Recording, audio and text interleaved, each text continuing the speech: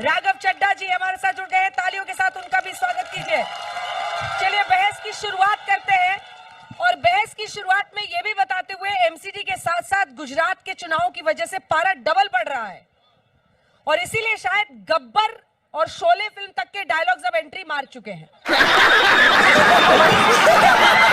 Dialogue बड़ा famous हो रहा है गुजरात में, क्यों राघव जी? वहां पर शोले का कौन सा डायलॉग मार रहे हैं आप गब्बर वाला?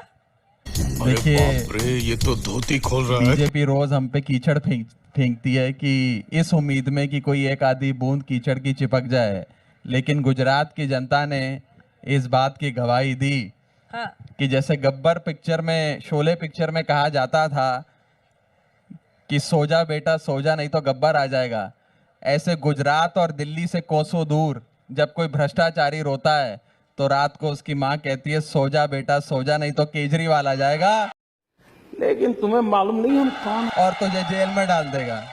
संबित जी, सो जा बेटा सो जा नहीं तो भ्रष्टाचारी के सामने केजरीवाल आ जाएगा।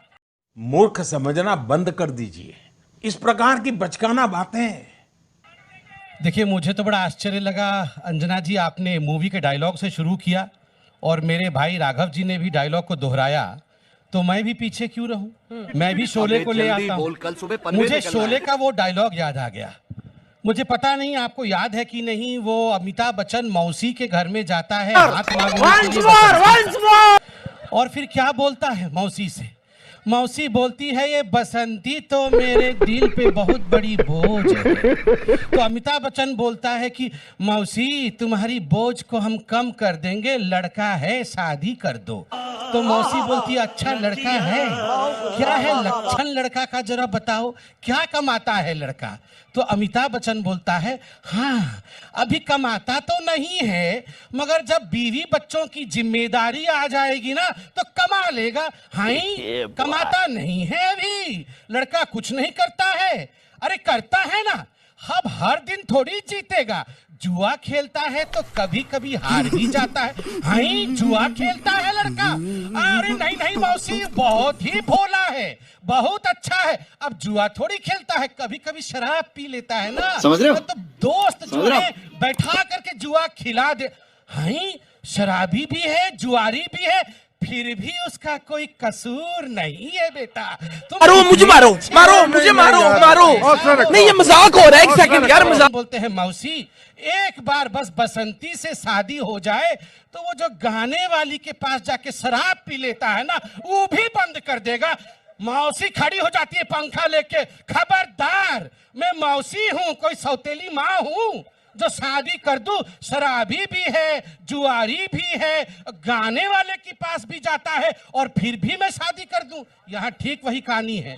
एक बार बस शादी हो जाए तो पोल्यूशन दूर हो जाएगा, एक बार बस सरकार में हम आ जाए तो सड़कें चमचमा जाएंगी। एक बार याद है ना, ये केजरीवाल जी के पास ऐसी एक फाइल थी, वो फाइल दिखाते नहीं थे, पीछे दिखाते थे। ऐसी एक फाइल थी जिसमें शीला दीक्षित जी के कच्चे चिट्ठे थे और कहते थे बस एक बार शादी हो जाए इलेक्शन के साथ तो ये सारे लोग जेल में होंगे। क्या हुआ? क्या हुआ? एक भी लोग जेल में गए? तो ये जो बहानेबाजी है, ये बहानेबाजी चलने वाली नहीं है, और शराबी भी है, जुआरी भी है, मगर कसूर कोई नहीं। राघव जी, भ्रष्टाचार इस बार गुजरात से लेकर दिल्ली बड़ा इशू बन रहा है और एक के बाद एक जो मामले आ रहे हैं, चाहे वो सत्येंद्र जैन का हो, मनीष सिसोदिया जी का हो, हालांकि चार्जशीट में मनीष सिसोदिया का नाम ही नहीं है, लेकिन ये तमाम आरोप अब आम आदमी पार्टी का पीछा कर रहे हैं। मसाज वाला वीडियो और जेल के अंदर। देखिए, बीजेपी की कोशिश है कि जनता की आंखों में ये साबित कर दें कि आम आदमी पार्टी वाले भी हमारे जैसे हैं। इन्होंने कितनी जांच हमारी कराई, सबसे पहले मैं गिनवा देता हूं। सबसे पहले लेफ्टिनेंट गवर्नर साहब थे नजीक जंग साहब, उनसे जांच कराई। उसके बाद अनिल बैजल साहब हुए, उनसे जांच कराई। शुंगलू कमेटी बिठाकर 400 से ज्यादा हमारी फाइलों की जांच करवाई। अब नए सक्सेना साहब आए हैं, वो एक रोज नई जांच शुरू कर देते हैं। मनीष सिसोदिया जी के घर से लेकर उनके दाद के, नान के बैंक लॉकर, हर जगह जांच करवाई। इन्होंने कोई चीज नहीं छोड़ी। इतनी जांच करवाई पिछले 7 सालों में, इतनी जांच कराई, इतनी जांच कराई, मिला क्या? बाबा जी का ठुल्लू, कुछ मिला नहीं इनको। आज सच्चाई ये है कि भारतीय जनता पार्टी वाले एमसीडी और गुजरात के चुनावों को मुद्दे से भटकाना चाहते हैं, इसलिए रोज अपनी मनोहर कहानियों की पिटारों से एक स्टिंग, एक फर्जी बीजेपी और समाजवादी पार्टी के बीच में बहुत ज़्यादा बहस शुरू हो गई। इस बहस के बीच में अंजना कश्यप तो फंसी गई। दोनों भी एक दूसरे को कमेंट कर रहे हैं और दोनों भी एक दूसरे की बुराई कर रहे हैं। केजरीवाल की कभी बुराई कर रहे हैं कि केजरीवाल सिर्फ बड़ी बड़ी बातें करते हैं, फाइल सिर्फ दिखाते हैं और उस फाइल में जो भी होता है उनको जेल में और कुछ भी नहीं कर सकते, ऐसे बीजेपी आरोप लगाए हैं।